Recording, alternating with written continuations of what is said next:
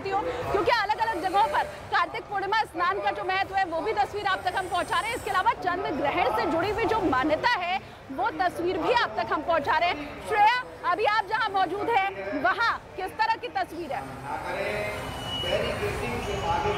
देखिए, इस वक्त हम दादर के हनुमान मंदिर में हैं और साफ तौर पर देखिए आज साल का आखिरी चंद्र ग्रहण है और ऐसे में जो मंदिर है उसको आप देख सकते हैं, जो भगवान की मूर्ति है उसे किस तरीके से ढक दिया गया है ताकि कोई भी श्रद्धालु जो है वो भगवान के चरण स्पर्श ना कर पाए। और साफ तौर पर यहाँ पर एक बड़े बोर्ड में जो है सारी जानकारी यहाँ पर दी गई है कि ग्रहण जो है वो किस वक्त से किस वक्त है। तो साफ तौर पर 6:30 बजे तक इसी तरीके से मंदिर को जो है पर्दे इसी तरीके से बंद रखे जाएंगे ताकि कोई भी श्रद्धालु जो है वो यहाँ पर आकर दर्शन ना कर पाए। और साफ तौर पर जो है वो दान पेटी में भी जो है वो दान डालने को जो है वो यहाँ पर साफ तौर पर मना किया गया है क्योंकि ग्रहण का वक्त है। तो ऐसे में मुंबई के कई सारे मंदिरों में इसी तरीके की तस्वीरें जो हैं वो देखने मिल रही है। मंदिरों के जो कपाट है वो बंद कर दिए हैं या फिर मंदिर पे जो मूर्ति है उसे किसी न किसी तरीके से, चाहे वो साड़ी है चाहे वो पर्दा हो, उसे इसी तरीके से ढक दिया गया है ताकि कोई भी श्रद्धालु जो है वो यहाँ पर आकर भगवान के चरण स्पर्श या उनके दर्शन जो है वो ना कर पाए। और यहाँ पर बाकायदा एक पूरा बोर्ड लगा है जिसमें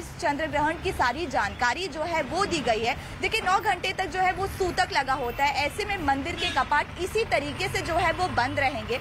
वहीं अगर हम चंद्र ग्रहण की बात करें तो मुंबई में चंद्र ग्रहण का समय जो है वो 6:01 से लेकर 6:19 तक है। तो इसी तरीके से शाम के 6:30 बजे हम आपके पास लौटते हैं और वहां की तस्वीरें भी देखेंगे। श्रेया के जरिए जानेंगे कि मुंबई के और कौन कौन से मंदिर के कपाट बंद कर दिए गए हैं चंद्र ग्रहण के दौरान। तो ग्रहण के दौरान सूतक का अहम महत्व होता है, इसे अहम माना जाता है।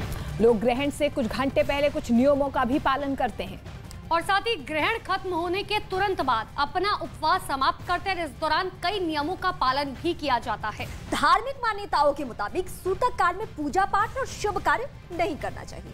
सूतक काल के दौरान कुछ भी खाना और पीना नहीं चाहिए। इतना ही नहीं, गर्भवती महिलाओं को घर के अंदर ही रहना चाहिए। चंद्र ग्रहण के दौरान चांद से निकलने वाली किरणों का गर्भवती महिलाओं पर बुरा असर पड़ता है। ग्रहण के दौरान नुकीली चीजों जैसे चाकू, कैंची जैसी चीजों से आप दूरी बना के रखिए। चंद्र ग्रहण के दौरान चांद को खुली आंखों से ना देखें। इतना ही नहीं, ग्रहण खत्म होने के बाद सबसे पहले स्नान करें और घर की साफ सफाई करके गंगा जल को छिड़कें। तो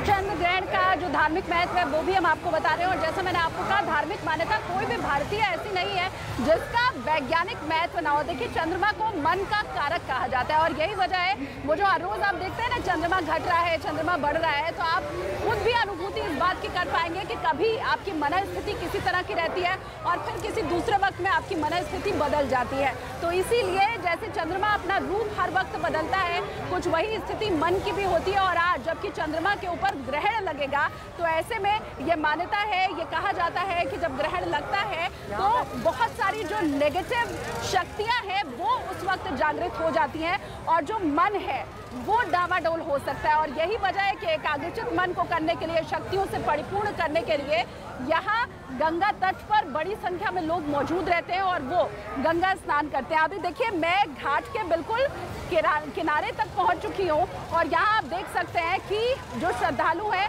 वो अब भी स्नान कर रहे हैं। छोटे छोटे बच्चे भी मुझे इसमें दिखाई दे रहे हैं। तो घाट किनारे ऊपर मैंने आपको मंदिर का हाल दिखाया और मंदिर का हाल दिखाते दिखाते अभी यहाँ जबकि घाट किनारे तक मैं पहुँच चुकी हूँ। सपना का मैं रुख कर लेती हूँ जो कि कुरुक्षेत्र में इस वक्त है।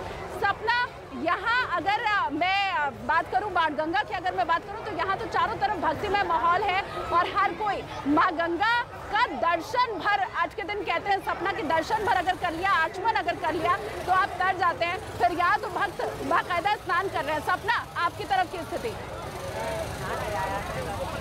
बिल्कुल ठीक कहा शालिनी आपने, और ये मेरा और आपका भी सौभाग्य है कि ग्रहण जब लग रहा है तो आप गंगा के किनारे मौजूद हैं और मैं धर्मनगरी कुरुक्षेत्र में मौजूद हूँ, जहाँ पर गीता का ज्ञान श्री कृष्ण ने दिया, जहाँ से सृष्टि की रचना ब्रह्मा ने की। ये आपका और मेरा भी सौभाग्य है कि ग्रहण में हम भी अपनी और आपकी नकारात्मकता जो है, आसपास की जो वाइब्स हैं नेगेटिव, वो भी दूर कर पा रहे हैं। बिल्कुल ठीक आपने कहा, लेकिन एक सबसे बड़ी बात यह है कि जब आप ग्रहण कहते हैं तो आपके दिमाग में अचानक से डर भी आता है, उत्सुकता भी आती है, आप डर के माहौल में भी आ जाते हैं कि ग्रहण लग रहा है, आपको ये नहीं करना है, आपको वो नहीं करना है।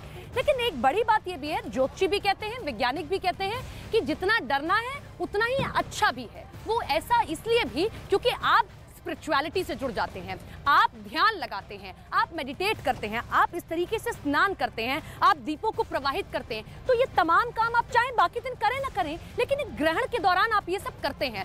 राशियों पर फर्क पड़ता है, क्यों पड़ता है? क्योंकि ग्रहों की चाल बदलती है। जरा देखिए